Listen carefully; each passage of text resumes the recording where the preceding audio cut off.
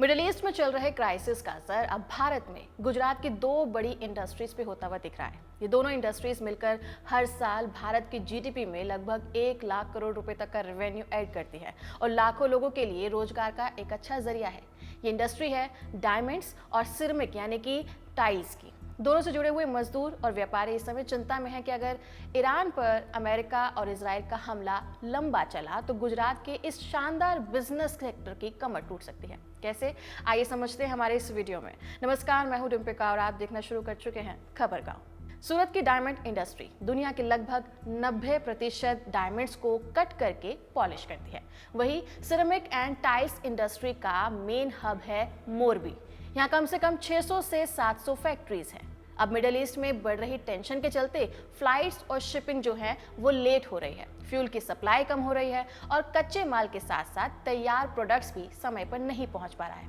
इन दोनों इंडस्ट्रीज पर इसका कैसे असर पड़ रहा है, एक एक करके समझ लेते हैं। पहले बात करते हैं गुजरात की डायमंड इंडस्ट्री की।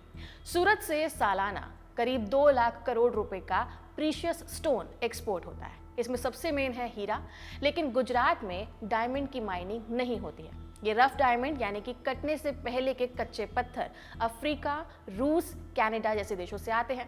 समुद्र और हवाई मार्ग के जरिए ये पत्थर एक लंबी जर्नी के बाद सूरत के फैक्ट्रियों तक पहुंचते हैं। फिर यहाँ से तराशे हुए डायमंड्स ज्वेलरी मैन्युफैक्चरर के पास जाते हैं और वहीं से दुनिया भर के बाजारों में ये अपने आप पहुंच जाते हैं। डायमंड पॉलिशिंग में भारत के अलावा दुबई और इजराइल का भी रोल है। यहाँ भारत में पॉलिश्ड डायमंड एक्सपोर्ट होते हैं, फिर दुनिया के बाजारों में जाते हैं।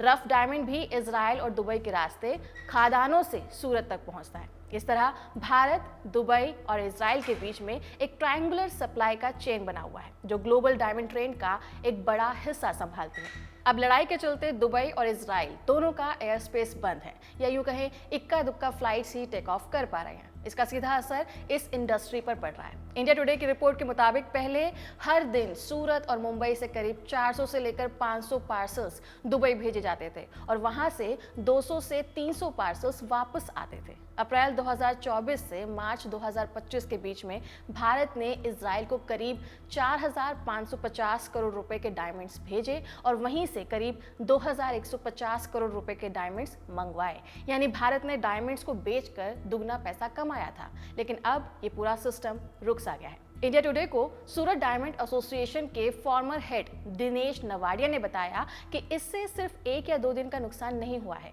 बल्कि इसका असर लंबे समय तक देखने को मिलेगा। ऐसा इसलिए क्योंकि अब पहले जैसी स्मूथ मूवमेंट नहीं हो रही है, जिसका कॉस्ट भी बढ़कर आ रहा है। शिपमेंट रुक जाने की वजह से फैक्ट्रियों में डायमंड को स्टोर करने की फीस अब ज्यादा देनी पड़ रही है। उसी के साथ साथ जो शिपमेंट्स देर से जा रहे हैं उनके लिए पेनल्टी चार्जेस भी बढ़ गए हैं। ऊपर से शिपमेंट इंश्योरेंस फीस भी काफी महंगी हो गई है। इन सभी वजहों की वजह से डायमंड मैन्युफैक्चरर्स और ट्रेडर्स को अब पहले से ज्यादा खर्चा उठाना पड़ रहा है। खैर, बात सिर्फ सामान को भेजने या लेने तक की नहीं है। गल्फ कंट्रीज और मीना रीजन यानी कि मिडल ईस्ट और नॉर्थ अफ्रीका भारत के ज्वेलरी के लिए अच्छी और बड़ी मार्केट कहे जाते हैं। इसमें वो सारे देश आते हैं जो सहारा रेगिस्तान के ऊपर हैं, पर्शियन गल्फ, रेड सी के आसपास हैं। यहाँ भारत के कई ब्रांड्स ने अपने शोरूम्स और स्टोर्स भी खोले हुए हैं। इनकी खरीदारी में इंडियन डायस्पोरा इंपॉर्टेंट रोल निभाता है, लेकिन तनाव के चलते ये भी रिस्की हो गया है।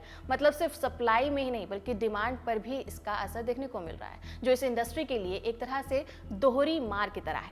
अब बात करते हैं सिरेमिक इंडस्ट्री की। गुजरात में सिरेमिक टाइल्स और बाथरूम फिटिंग बनाने वाली इंडस्ट्री भी बहुत बड़ी है। इसका सबसे बड़ा हब है मोरबी डिस्ट्रिक्ट, जो गुजरात के वेस्टर्न हिस्से में है। मोरबी को दुनिया के सबसे बड़े सिरेमिक मैन्युफैक्चरिंग सेक्टर्स में से एक माना जाता है और इस इंडस्ट्री का सालाना टर्नओवर 50 से 65 हजार करोड़ रुपए का है। यहाँ 600 से 800 फैक्ट्रीज काम करती हैं, जिससे सीधे तौर पर 3 से 4 लाख लोग जुड़े हुए हैं। यहाँ बड़े प्रोडक्ट्स सिर्फ भारत में नहीं बिकते हैं, बल्कि एशिया, अफ्रीका, यूरोप और मिडल ईस्ट में भी एक्सपोर्ट होते हैं। यहाँ की फैक्ट्रियों में सिरेमिक और टाइल्स को पकाने के लिए बड़ी से बड़ी भट्टी होती है, जिन्हें क्लीज कहा जाता है। इनका टेम्परेचर लगभग 1000 से 1200 डिग्री सेल्सियस रखना जरूरी होता है ताकि मिट्टी जो है वो पूरी तरह से सख्त हो जाए। इसलिए इन्हें बिना रुके चलाने के लिए फैक्ट्रियों को लगातार फ्यूल्स यानी कि गैस और तेल की सप्लाई चाहिए। फ्यूल का सोर्स है गल्फ कंट्रीज, लेकिन मिडल ईस्ट में चल रहे टकराव की वजह से गैस सप्लाई में देरी हो रही है।